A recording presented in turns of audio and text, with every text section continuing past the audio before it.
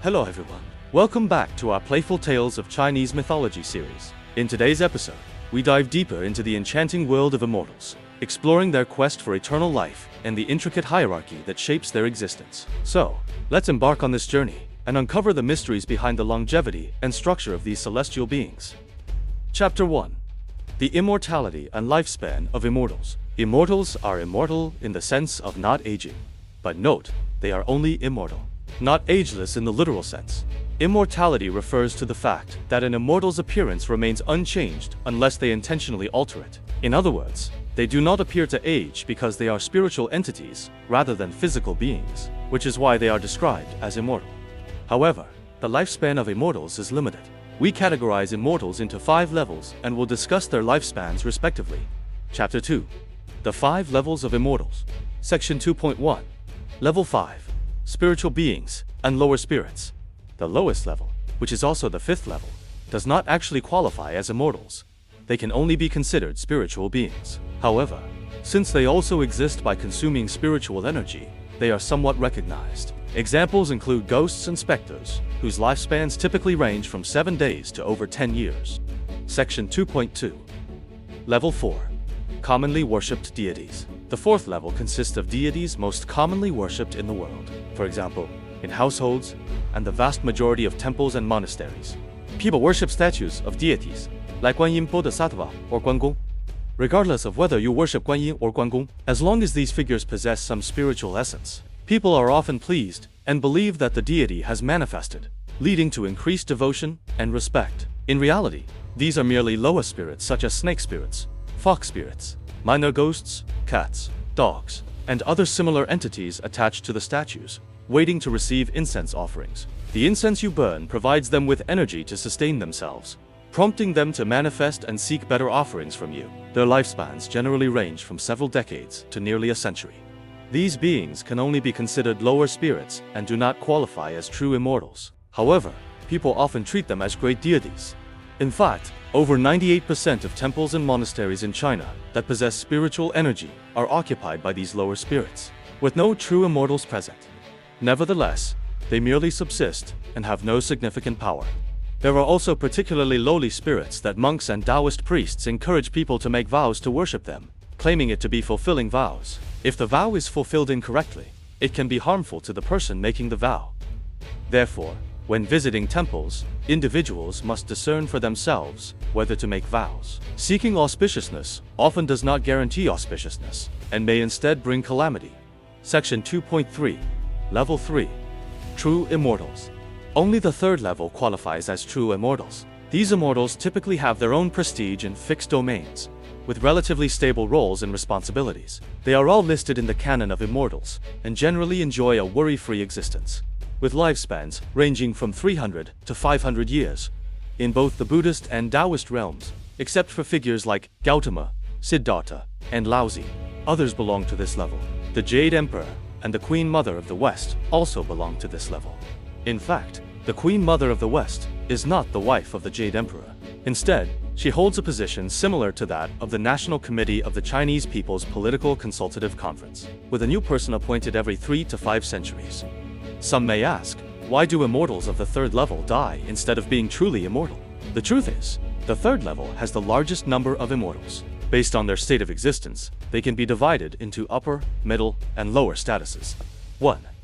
Lower tier immortals. The lowest tier within the 3rd level typically refers to minor immortals worshipped in specific locales, such as the Earth God, Tutigong, City God, Chenghuang, Mountain God, and other localized deities. If the local population ceases to worship them for several years or nearly a decade, their spiritual energy will deplete, leading to their demise. Some may ask, don't they find ways to sustain themselves? Yes, they do, and the following practices emerge.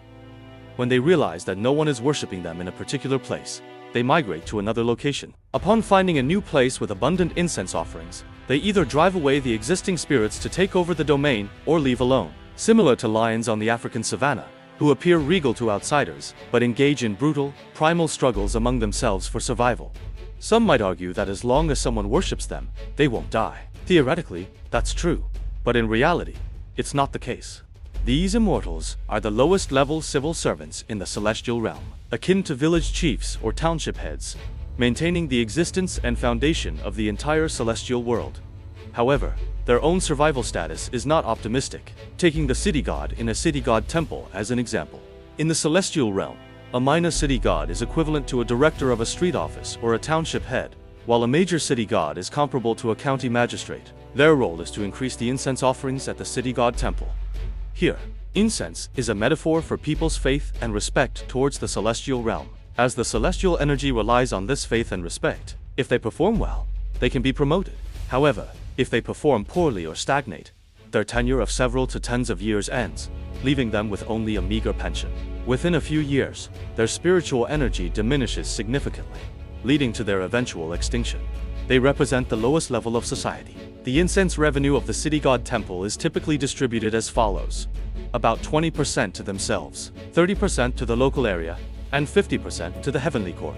The heavenly court then forwards it to the Queen Mother of the West, who supervises the creation of celestial peaches as a form of compensation, distributing it to the immortals across the three realms. This is why there is a legend of the Queen Mother of the West's celestial peach banquet, where all immortals listed in the registry from the Buddhist, Taoist, and heavenly realms can receive sustenance.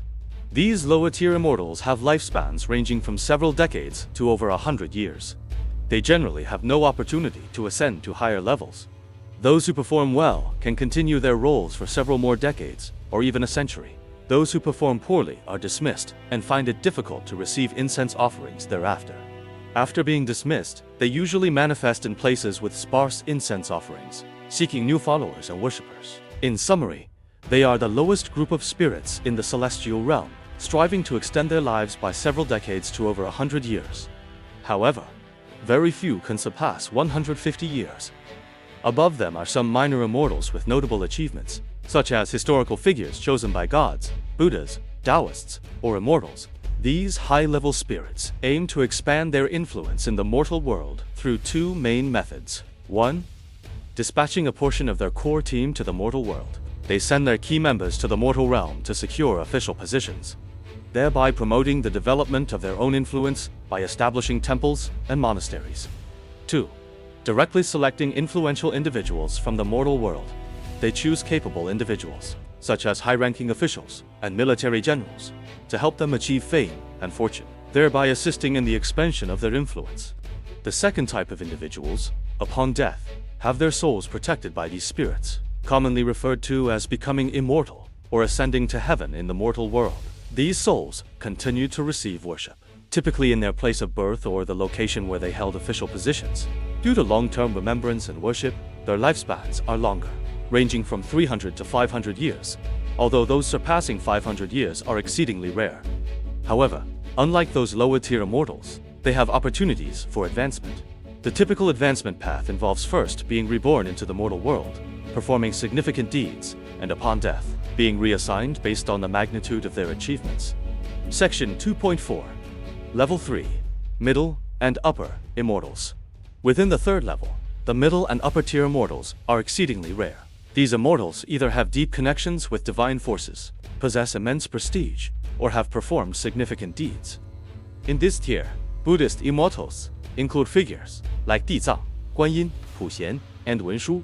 Taoist immortals include Zhang Ling, Lü Shang, Liu Bowen, and Zhang Liang. In the heavenly court, the Jade Emperor and the Queen Mother of the West are prominent figures. These immortals experience calamities every 500 years, but due to effective protection, they usually remain unaffected. However, the true calamities occur once every 2,500 to 3,000 years, resulting in catastrophic disasters that almost no one can escape. During such times, the entire heavenly court, underworld, spirit realm, and Taoist temples face overwhelming devastation. To cope with these disasters, all immortals retreat to the mortal world to escape the calamities. However, very few can successfully evade them. The ghosts in the netherworld cannot die and do not require worship. Dizang once established 18 levels of hell, ostensibly to punish evildoers. In reality, he secretly nurtured an army for the Buddhist realm to counter the heavenly court. Therefore, Dizang is a powerful figure in the spirit realm. It is because of him that the Buddhist realm can maintain its dominant position over the heavenly court and the Taoist realm in the central terrestrial world. His contributions to the Buddhist realm are unparalleled. Section 2.5, Level 5 and Level 1. Ancient Supreme Deities. Matters concerning the second and first levels are said to be confidential, and I do not know much about them. I can only compile information based on what I have previously learned regarding the origins of these ancient supreme deities. Second-level deities appear in the mortal world once every few thousand years. First-level deities are so rare that even many second-level deities have no interaction with them. First-level deities may only appear approximately once every 12,000 years, and even that is uncertain. Alright, that's the end of the second episode of the Playful Tales of Chinese Mythology series. If you enjoyed our exploration of the Immortals' lifespans and their 5-tiered hierarchy, please subscribe or give us a like. It would greatly support our series. Thank you so much. For those who are eager to learn more, see you next time.